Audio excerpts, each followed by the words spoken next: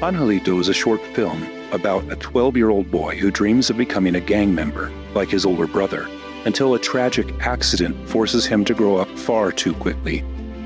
In a parallel storyline, Serafina, the younger sister of the gang leader, must summon the courage to leave home and family for a safer place. Both storylines collide for a finale that is both tragic yet profound. Angelito explores what it means to be family and examines the cost of redemption. You know, when I first read the script, I was taken aback at how well the story came together start to finish. Emotionally, I felt something pulling at my heartstrings right away, and so I knew it would be a good story to pursue. My impressions when I read the full script was an honor to be a part of such a great story. These scenes are so impactful. Even though it's shot in black and white, situations are never just black and white. There's no one way of looking at things. There's no right and wrong, and that's what I love about this story. It's so complex, and it's a beautiful story, and I'm just happy to be a part of it.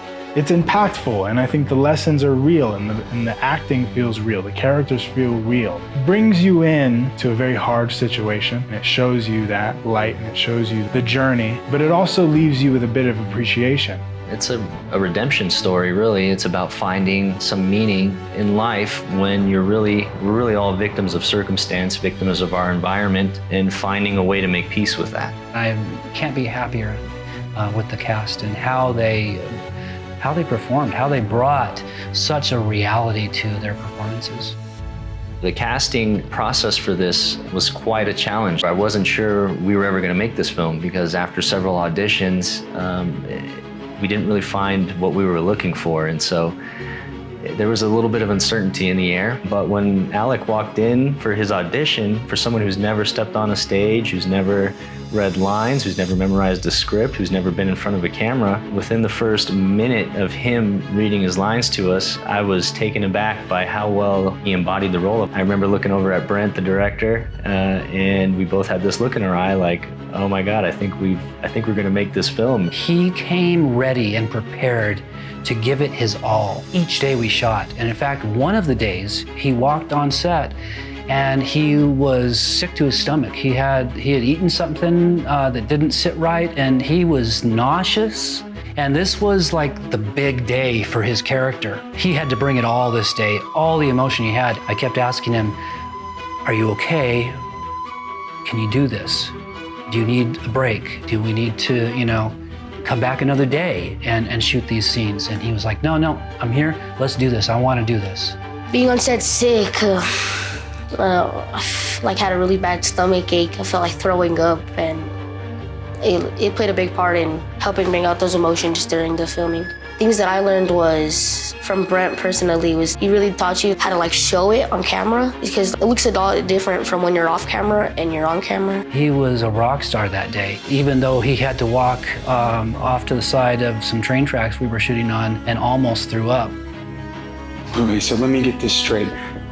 After you went and you proved yourself last night, you left your gun to your kid brother to play with? Brent has a special thing that most directors don't have that I've found is really important. Brent has the ability to speak to an actor and give directions in a way that actually brings emotion that doesn't put you in your head. And that is a special thing, because if you're in your head, you can't convey the emotions you want to convey correctly because you're thinking about conveying them. When you're in an argument, you're never thinking about how angry you're going to sound. It just happens because you're in the moment. And Brent knows how to put you there. Robel's performance, I needed it to be so nuanced, to be able to not be the cliche villain. And I think he was really able to embrace that and pull that off.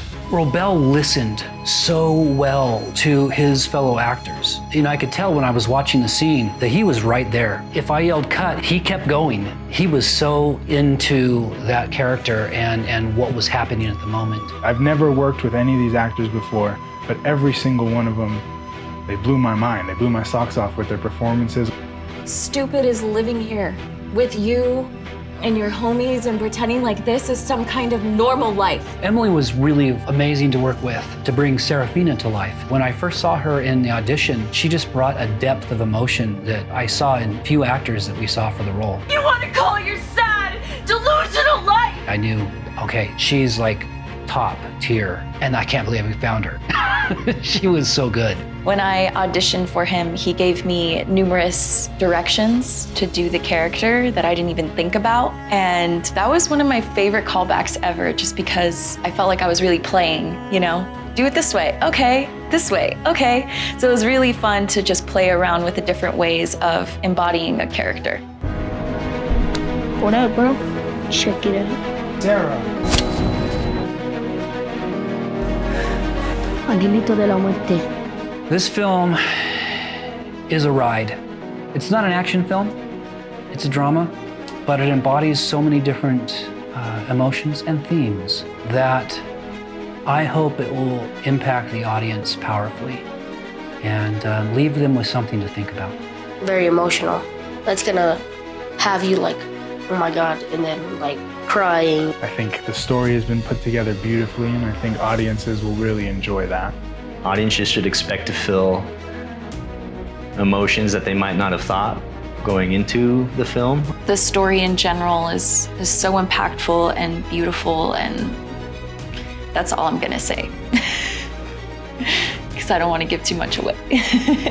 It's a credit to the crew of this production. I think you're gonna enjoy the ride. Just expect to see a really great film.